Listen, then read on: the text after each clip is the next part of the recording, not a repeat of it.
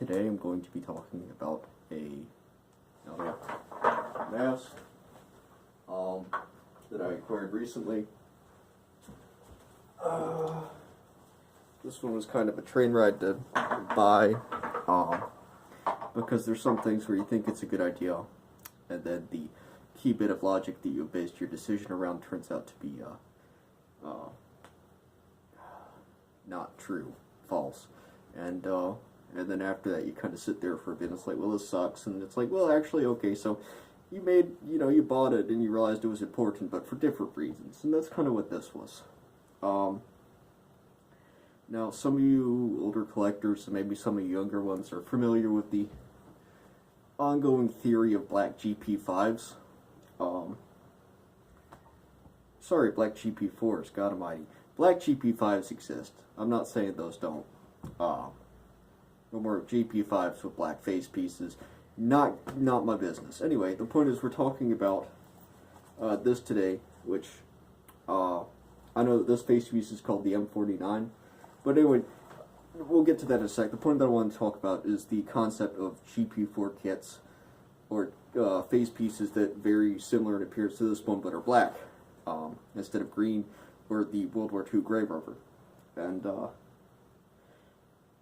just like the black PMGs, which are a different thing. I think this has been a theory in the community for a while, with differing levels of truth to them. The black PMGs, I'm not commenting on those. What I do know is, if you go on Johannes Muller's website, Gas Mask Lexicon, as you know, there is a picture of a GP4 kit, or GP4U, and it has a black face piece to it. Unfortunately, even Johannes knew that it wasn't a black face piece, because if you, it's really weird, there's actually text under the image, and it's not in English, which I understand is a really big issue, but if you use Google Translate, it actually says that, that face piece started out as green. So I think it was fairly established in the old communities that there's no real such thing as a black rubber GP4, and this one, which is admittedly, I bought this because I thought it was one, and it's still not.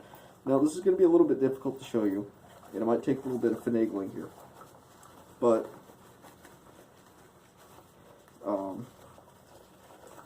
while it is fairly black, there are some, you can see that some parts of the head pad are actually green underneath where there's less sun exposure. And if you take this, I'm really hoping this works,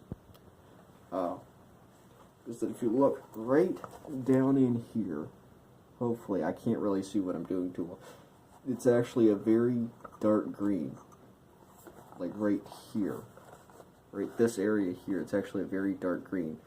It's not black. So, yeah, it's my piss and vinegar. Give me a sec here. I really don't think there are any black GP4 kits either, but that's okay, because even though that's why I bought this one, there's actually some neat features to it that I'm going to go over. Which is mostly that this is not a normal, later, run-of-the-mill GP4 kit that you could buy. This one is actually, like I said, the M-49 face piece, which was an earlier one. They developed another one in the late 50s, early 60s, which is the more common green face piece that you see on the market. And the key way to really tell these apart, aside from production date, obviously, which the Soviet stamp on it, is also that the head straps on these are the older World War II style, where you just have a little circle of metal, and it's just embedded directly into the rubber. You can't replace it, you can't pull it off. If you look at any standard GP4, you're going to see there's a way where you can completely remove this metal buckle, and it just pops right off the face piece with a little bit of effort and maybe a butter knife. And here you don't have that option at all. And they're integrally molded, which is kind of cool. Otherwise, it's really, it's just a good Soviet mask. It's still pretty flexible, despite being made in, like, what is this, like, guess 57. I don't know. So this was, obviously I said this is an M49, so this is kind of one of the later M49s, but still pretty good. Mask is still flexible. The only real complaint that I have is obviously these top two straps, you can see they're sewn on to the head harness. There's no way to remove those. And the bottom strap is actually one large strap, much like on the regular GP-4 kits that you find, which is unfortunate on this one because it is actually torn in half. So there's half of it. I'm not going to bother to see. You can. There it is. So a little bit of a downer, but it still holds onto a head good. You know, it's still in pretty good shape. So yeah, it's a little weird, a little bit interesting, but I'm really glad to own it. And yeah. But yeah, the point to this is there's really no such thing as a black GP-4, or yeah, they just didn't do that. They really only used black rubber for hoses until you got into like the, obviously the